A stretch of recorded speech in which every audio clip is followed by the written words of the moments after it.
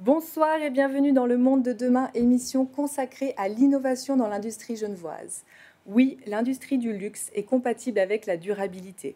Plusieurs entreprises genevoises le prouvent tous les jours, de la production à la livraison en passant par les modèles d'affaires.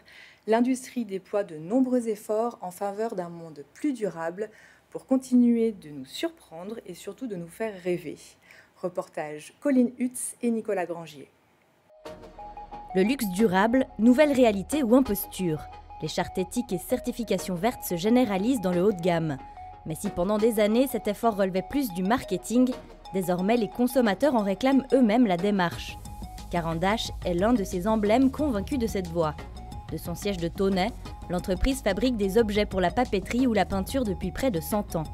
Elle ne cesse de poursuivre ses efforts en termes de durabilité, une responsabilité qui fait partie du jeu, estime son directeur. Pour moi, la fabrication suisse signifie de l'excellence, mais signifie également une certaine responsabilité. Et je pense qu'aujourd'hui, c'est la mission d'un entrepreneur que de se soucier des externalités de son entreprise. Et par conséquent, tant au niveau social qu'environnemental, Caran d'Ache considère cela comme étant une partie intégrante de ses valeurs d'entreprise. Caran d'Ache veille à privilégier les circuits courts. 60% des fournitures de l'entreprise viennent de Suisse et 26% sont issues du sol européen. Si l'économie circulaire n'y est pas omniprésente, la Suisse en constitue sans doute un terreau fertile.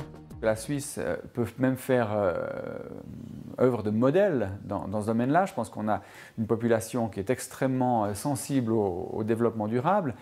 Nous avons également des opportunités pour les entreprises qui sont réservées par InnoSuisse en particulier. Actuellement, nous travaillons sur 2 projets InnoSuisse, l'un sur le procédé de dépose des matières précieuses sur les instruments d'écriture et l'autre sur la recherche de bois indigènes compatibles justement avec la fabrication de nos produits.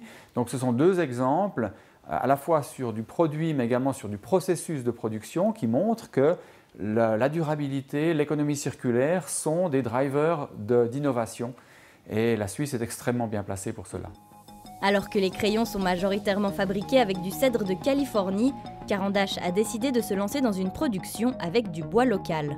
Aujourd'hui, nous sommes en train de développer l'utilisation de bois certifiés d'origine suisse, puisqu'il faut savoir que le bois, les forêts en Suisse ne sont pas assez entretenues, ne sont pas assez coupées parce qu'il n'y a pas de débouché pour le bois. Donc Caran d'Ache offre un nouveau débouché pour la fabrication des crayons.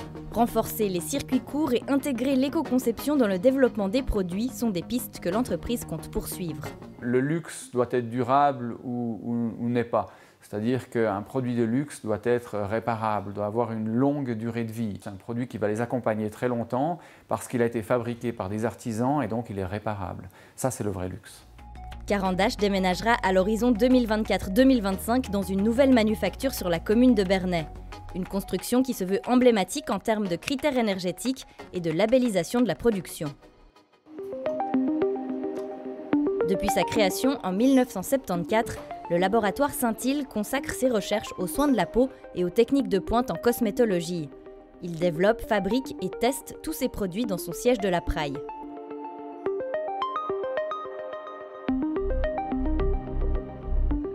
Des processus tantôt manuels, tantôt réalisés par des machines sur mesure qui débouchent sur une gamme complète de produits éco-responsables. Pour son jeune directeur Alexandre Vacher, qui a repris la société en 2016, obtenir le label EcoCert était la preuve ultime de cette naturalité. Le seul moyen finalement pour pouvoir vraiment attester de cette naturalité vis-à-vis de nos clients, de nos consommateurs, c'était justement de choisir un organisme indépendant comme EcoCert qui est finalement le numéro 1 mondial en termes de certification pour les produits biologiques. Donc c'est le garant que les formules, que nos packaging, que l'ensemble du process de fabrication est en accord justement avec la réglementation d'une certification de produits cosmétiques biologiques. Des contraintes qui peuvent paraître antinomiques avec la demande d'efficacité voulue par les consommateurs. Mais le respect de critères rigoureux permet justement de parvenir à cette excellence. Nous, on a dans nos formules physiodérmiques, clinicales organiques, entre 95 et 100% d'actifs naturels. En plus de ça, le packaging doit être recyclable. On privilégie notamment le verre transparent. On ne peut pas utiliser n'importe quel produit pour nettoyer nos machines. On a mis en place une série d'indicateurs, on a mis en place des procédures à l'intérieur du laboratoire, ce qui fait qu'aujourd'hui, nous, on a une personne à temps plein qui est en charge de la qualité et du réglementaire, justement, sur notre site ici à Genève. Outre les processus de production, l'industrie des cosmétiques se soucie de plus en plus de sa communication franche avec les clients. On a fait le choix avec Physiodermie d'adopter une liste d'ingrédients qui est lisible sur le packaging, qui est pas écrit en tout petit, et avec systématiquement la description. À quoi sert cet ingrédient? Pourquoi est-ce qu'il est dans la formule? Et en plus de ça, on a été très transparent sur les actifs et leur concentration. Et cette notion de transparence, cette notion de peut-être moins consommer, moins acheter la dernière nouveauté, mais mieux consommer, je pense que ça, c'est un enjeu majeur qui va chambouler complètement l'univers concurrentiel des différentes marques du soin de la peau, en tout cas. L'évolution réglementaire du secteur impose déjà davantage de traçabilité. Si le monde occidental vit encore à l'heure du jetable, la production industrielle ne pourra bientôt plus ignorer le développement durable. Il en va de sa survie. Nadia Kata, bonsoir. Bonsoir. Vous êtes la cofondatrice de La Garde-Robe, une jeune entreprise genevoise qui propose une nouvelle manière de consommer des habits de luxe basée sur un modèle d'affaires de location de vêtements. Alors La Garde-Robe, comment ça marche ?